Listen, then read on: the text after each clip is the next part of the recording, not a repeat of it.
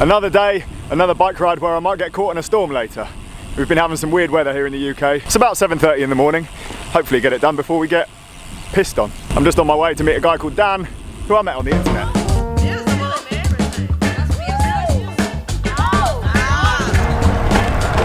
What, mate? All right. Nice to meet you. Should we stop for coffee? Yeah. This is Dan. Hi. We are going to ride a bike at some point today. We've got to go and meet James. Yeah. He can wait though. We'll have our coffee. I've still got knobbly tyres. Oh. I went into the shop yesterday. I was like, right, I must remember to get some road tyres to put on my gravel bike today. I failed. Let's go that way.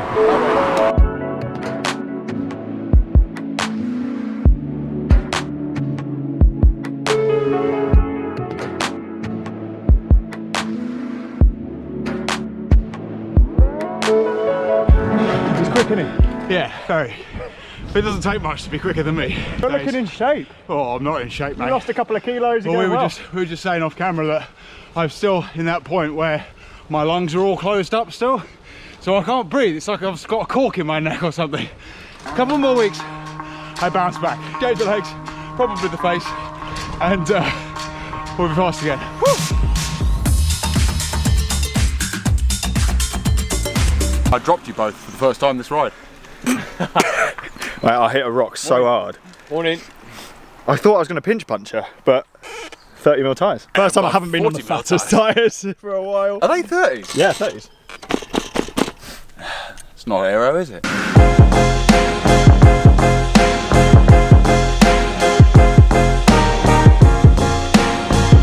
Inquisitive viewers may have noticed that Dan only has one arm. A really bad magician. We've come up with a really stupid idea. I challenge you to do all of Box Hill with one arm behind your back. Are you fancying that? What? Guess it looks like I'm filming. This will be good. We'll do sub 5 minutes, mate. Good luck, son. You got to keep up. I'll give you a little hint.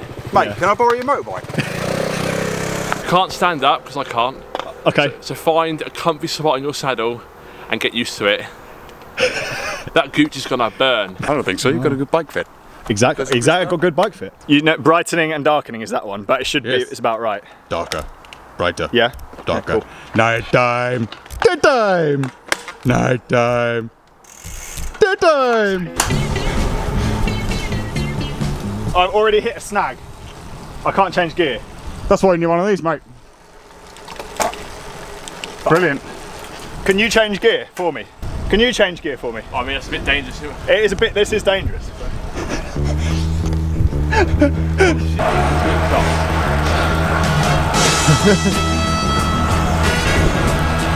The first 20 seconds was all right. This is my life. Is that practice? Technology's not quite there yet, is it? I'll tell you what, my tricep tomorrow, I'm gonna be ripped. One of my arms will be ripped.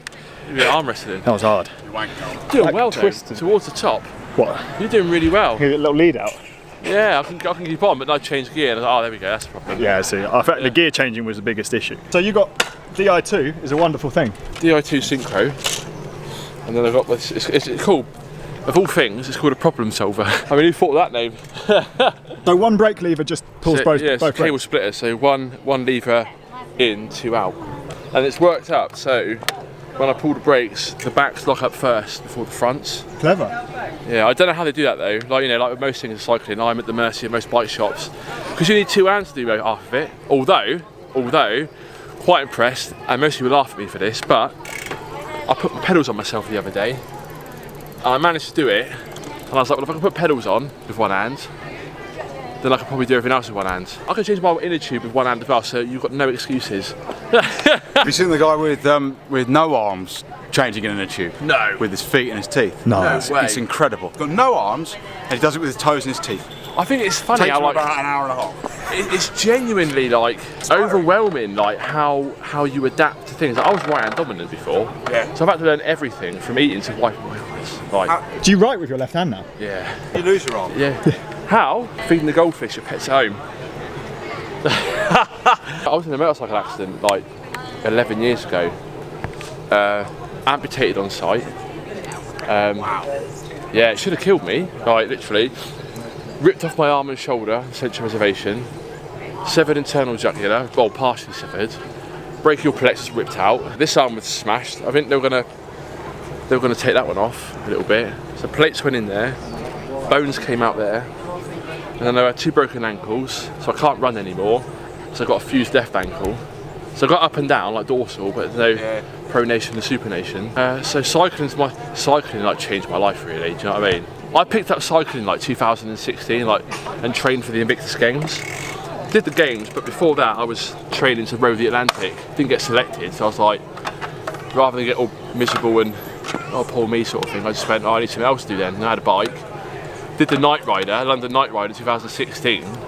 And then the following day, literally the morning that finished, I was on the train to France to go and ride 400 miles over 5 days without Ferreros. Yeah. Man's a fucking inspiration. He was running 150mm. Dan, you've got a pretty cool challenge coming up, haven't you? Yeah, it's alright actually. When is it? So June next year, I'm taking part in the Race Across America. So Oceanside, California to Annapolis in Maryland. I'm doing it as part of an 8-man cycling team. So it's a non-stop relay. So there's always one cyclist out on the road. There's always wheels turning out on the road any one time. The vertical feet is 175,000 over 3 mountain ranges: Sierra Nevada mountains, the Rockies, and the Appalachians. But what's different about this? So every member of that team is disabled. So 8 cyclists. So there's 2 upper limbs. There's me and another guy with an arm missing. The bulk of it is leg amputees, and I think there's 2 paralysed. But the whole support crew is also disabled as well. So we all form part of a team or part of an organisation called BLESMA, it's the British Limbless Ex-Servicemen's Association. We're not doing it for time or records, we're just doing it really to show that, you know, it doesn't matter what limitations you have, whatever's against you, like you can do anything you want, you know, if you put your mind to it. So there's always been plenty of naysayers around, isn't there, saying like, yeah, what's the point, or what are you doing that for? And it's like, do you know what? This is what I'm doing with my life. What you do with yours is so fantastic. Because we're all dying to know. Yeah. Do it because you can. Because you can, exactly that. Exactly that. Just do it because you can. The reality of our situation is that we're all going to have our own kind of niggly bits. So it's all well and good being a cyclist. When you've got like a missing limb to contend with, prosthetics, looking after that. I mean, I'm quite lucky in the sense that I don't have a stump.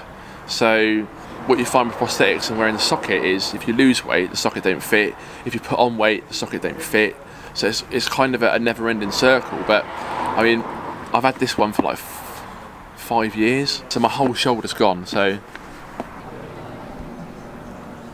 a quarter of my body is gone and it's never coming back. They amputated it in surgery, but I mean, I think all they really did was get the chicken scissors out the drawer and just cut the sinews off, because I did most of the job for them. I got a bit upset, and then I was like, but you know what? There's people worse off than me, innit? It's just a scratch compared to some. Really, I can get over this, and I don't have like cognitive issues, PTSD, anything like that. So I consider myself quite lucky, and it's the best thing that's ever happened to me. And I genuinely believe that. Like, I swear that on my left arm, right? I've done more with my life like this than I ever would have done had it not have happened. So, in a kind of weird way, like it's a bit toilet to have to go through, but, and certainly at the time, I certainly was thinking, oh, this is brilliant, this happened to me, but when you look back on stuff, I remember looking over, and where like this should have been was the pillow, and there was nothing there. And then I just went to the nurse. I was like, is the plumbing still attached and working? So that's fine. I went, well, nothing else really matters then. There's people worse off than me.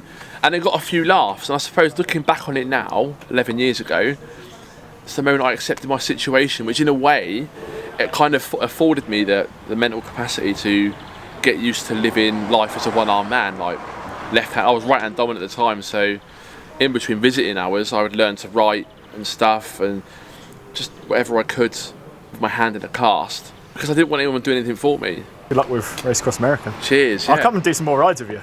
Yeah, let's do it. Let's do some training. Let's definitely do it. I'll join you on a slow day. You're really bigging me up now. Yeah. Can we make the rest of today a slow day? Yeah, we'll just ride, but it's downhill all the way home anyway, isn't it? Reckon we'll get rained on? Probably. You got a rain cape? Nah, you got a rain cape. Oh fuck. Extra weight, mate.